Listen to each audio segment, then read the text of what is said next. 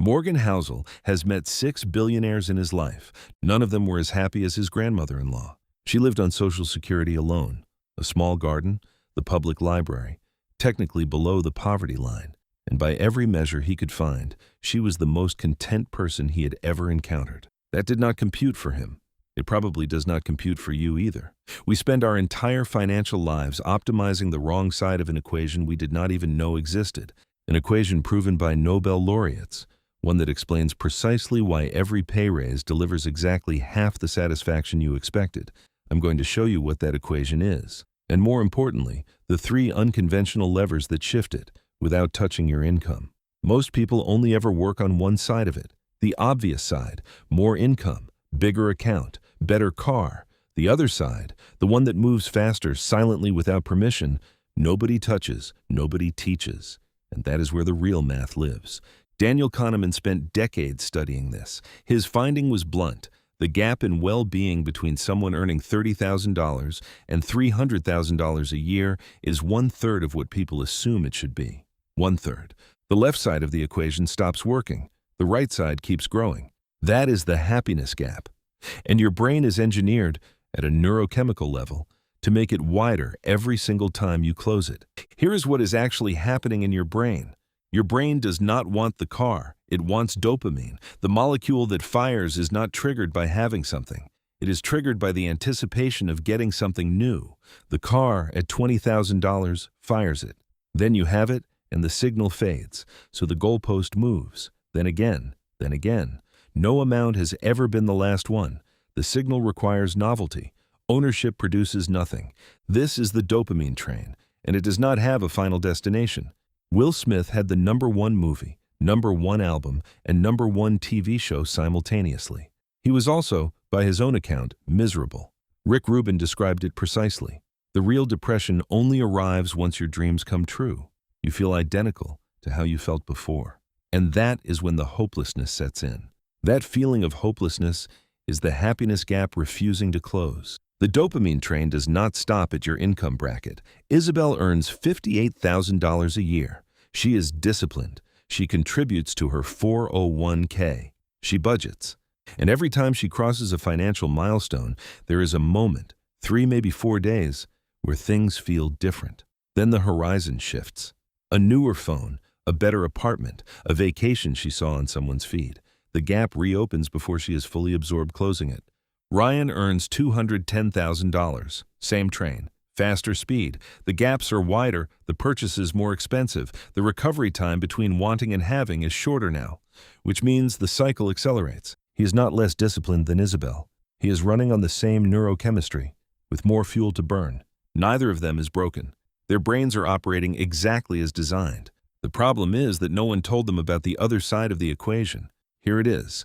The formula the Nobel laureates proved. Happiness equals what you have minus what you want. That is the happiness gap. The left side is everything you build: income, savings, assets. The right side is desire, and the right side does not have a ceiling. This is why Kahneman's data looks the way it does. This is why Housel's 6 billionaires looked the way they did. The left side had stopped producing signal. The right side was still accelerating. Housel describes desire as a hidden form of debt. Every object you want and do not have is a psychological liability that sits on your balance sheet. You cannot feel satisfaction on an asset while the liability is open. Contentment is not a personality trait. It is a debt being repaid. Think about what that means for Isabel's happiness gap. She makes $58,000. If she reduced her desire by the same proportion, she would need her income to grow, stopped comparing, stopped upgrading, stopped treating the next level as the destination. Her well-being equation shifts exactly the same way. Not approximately. Exactly. That is not a metaphor. That is the logic. Here is where it becomes undeniable. In January 1915, Ernest Shackleton's ship became trapped in ice off Antarctica. His crew spent 19 months stranded.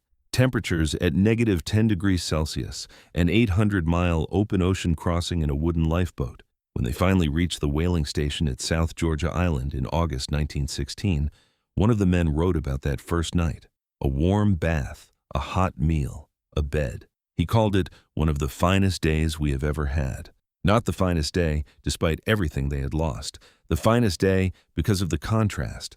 The smaller their baseline expectations had become, the more violently the same ordinary experience registered as joy. The contrast is what creates the experience, not the thing itself. The man with a private chef receiving 3 5-star meals a day does not register more pleasure at dinner than a child surprised by McDonald's, almost certainly less.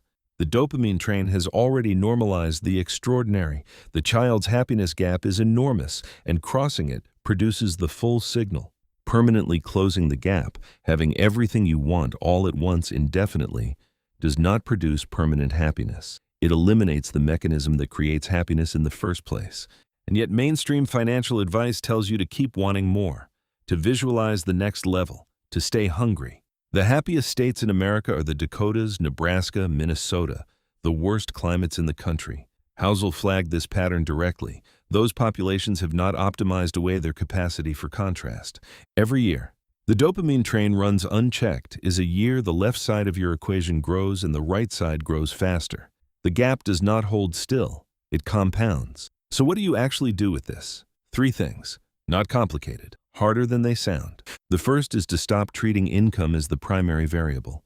Kahneman's data is clear. Above a certain threshold, adding to the left side of the equation produces diminishing returns. The right side is where the leverage is. Audit what you want, not what you have, what you want. Write it down. Then ask which of those wants have already been on the list for 2 years without moving. Those are not desires anymore. They are liabilities on your balance sheet that have been collecting interest. Here is the system. For every item on that list, if it has been there for more than 18 months and would cost more than 1 month of your take-home pay, it is not a goal. It is an open liability. Commit to it now or close it. Those are the only 2 options.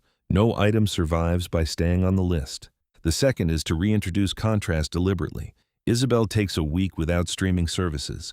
Ryan skips the work lunches for a month and brings food from home. This is not deprivation. It is a happiness gap calibration. Shackleton's crew did not earn that bath. They earned the contrast that made the bath register at full signal. You can manufacture that without 19 months in Antarctica. The third is to name the dopamine train when it shows up. You do not need to resist it.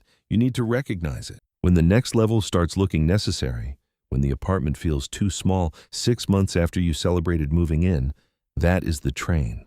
Naming it does not make it disappear. It makes it smaller. You can watch it pull into the station and decide whether to board. One test. If you have wanted this specific thing for less than 30 days, you are not choosing it. The train is choosing for you.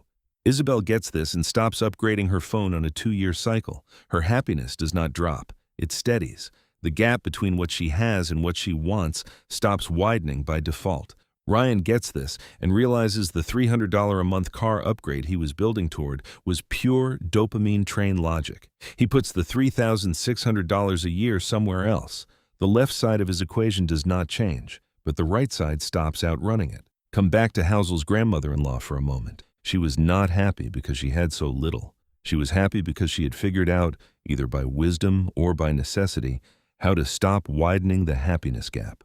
Her wants were calibrated to her life. The gap was narrow, and in that narrow gap, everything she had registered at full value.